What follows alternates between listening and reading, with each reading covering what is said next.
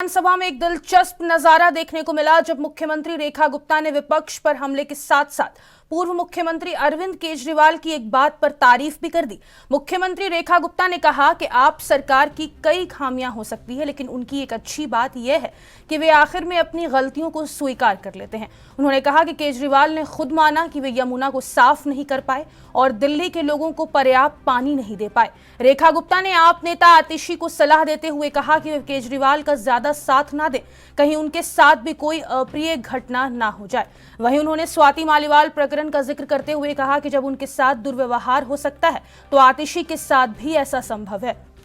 वहीं आप नेता आतिशी ने बीजेपी पर पलटवार करते हुए कहा कि जब भाजपा विधायक मुझे शर्मपखा कह रहे थे तब सदन की गरिमा का ख्याल क्यों नहीं था। उत्तराखंड में वन विभाग के पैसों से आईफोन खरीदे गए और द्वारका एक्सप्रेसवे में घोटाले हुए, लेकिन उन पर चर्चा नहीं हुई। आयुष्मान भारत योजना पर सवाल उठाते हुए उन्होंने कहा कि इस योजना के तहत 28,000 मरीजों का मृत्यु के बाद भी इलाज हो जाता है। ये सच में चमत्कारी योजना है।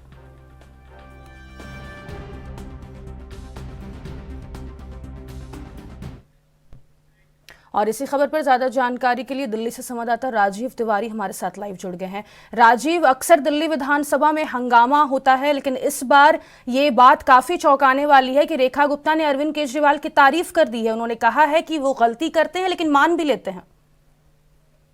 देखिए, यहाँ पर बात करें, कल दिल्ली विधानसभा का जो पहला सत्र था वो उसका आखिरी दिन जिस तरीके से हंगामेदार देखने को मिला, वही एक और चीज चौंकाने वाली देखने को मिली, क्योंकि नई सरकार जिस तरीके से बनी है और उसकी मुख्यमंत्री रेखा गुप्ता की बात करें तो रेखा गुप्ता ने लगातार कहीं ना कहीं पिछले कुछ दिनों के अंदर सदन के अंदर विपक्ष के ऊपर हमलावर होते हुए नजर आई थी। मगर अब जिस तरीके से आखिरी दिन जिस तरीके से आम आदमी पार्टी की तारीफ की गई, यानी कि अरविंद केजरीवाल की तारीफ की गई, ये कहा गया कि आम आदमी पार्टी के जो संयोजक है अरविंद केजरीवाल, वो कहीं ना कहीं अपनी गलतियों को मान भी लेते हैं। यानी कि सीधे सीधे यमुना की सफाई को लेकर जिस तरीके से उनके ऊपर कार्य दिया गया था और वो दिल्ली विधानसभा चुनाव के अंदर उन्होंने उस गलती को स्वीकार भी किया, ये सबके सामने थी। क्योंकि मीडिया के सामने भी आकर अरविंद केजरीवाल ने खुद ये कहा था कि वो यमुना की सफाई जो है वो नहीं कर पाए हैं और अगले 5 सालों के अंदर उसकी सफाई जो है वो की जाएगी। इसी को लेकर जिस तरीके से रेखा गुप्ता ने बिल्कुल कमेंट कसा है और ये तक की कहा है कि जिस तरीके से कि अरविंद केजरीवाल अपनी गलतियों को मान लेते हैं तो उसके लिए कहीं ना कहीं उनकी तारीफ जो है वो की गई है। मगर यहाँ पर आतिशी के लिए भी एक सुझाव जरूर दिया गया कि वो अरविंद केजरीवाल का साइड जो है वो इतना ना ले, ताकि कहीं ना कहीं उनको आने वाले समय के अंदर उनकी दिक्कतें जो है वो हो सके। क्योंकि स्वाति मालीवाल केस जो है वो भी सबके सामने है और जिस तरीके से स्वाति मालीवाल के साथ हुआ था उसी को लेकर कहीं ना कहीं आतिशी के लिए भी कहीं ना कहीं अंदेशा जताया गया है कि उनके साथ भी इस तरीके की घटना जो है वो ना हो। मगर हंगामेदार जो इस तरीके से सत्र देखने को मिला उसके बाद कहीं ना कहीं हंगामा जो है वो बढ़ता नजर आया। मगर तारीफ के साथ साथ कहीं ना कहीं ये जरूर देखने को मिला कि रेखा गुप्ता ने अरविंद केजरीवाल की तारीफ जरूर की है। जी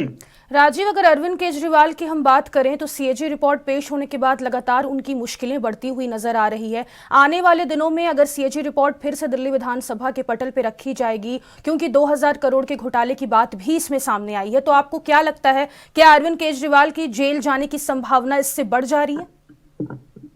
देखिए, यहाँ पर बात करें, जिस तरीके से सीएजी रिपोर्ट पेश की गई दिल्ली विधानसभा सत्र के अंदर और जिस तरीके से लगातार आम आदमी पार्टी की कमियां गिनाई गई, शराब घोटाले मामले की बात करें 2000 करोड़ रुपए से ज्यादा का जो घोटाला है उसमें बताया गया है और जिस तरीके से अरविंद केजरीवाल के ऊपर पहले से ही शराब नीति मामले के अंदर कानूनी कार्रवाई चलती नजर आ रही है, वो जमानत पर जरूर बाहर है, मगर अब कहीं ना कहीं मुश्किलें जो है वो बढ़ती हुई नजर आ रही है। और शायद जिस तरीके से सीएजी रिपोर्ट पेश की गई है उसके अंदर तो कहीं ना कहीं ये साफ जाहिर है कि अरविंद केजरीवाल की और ज्यादा मुश्किलें जो है वो बढ़ सकती है और शायद वो दोबारा से जेल जा सकते हैं। जी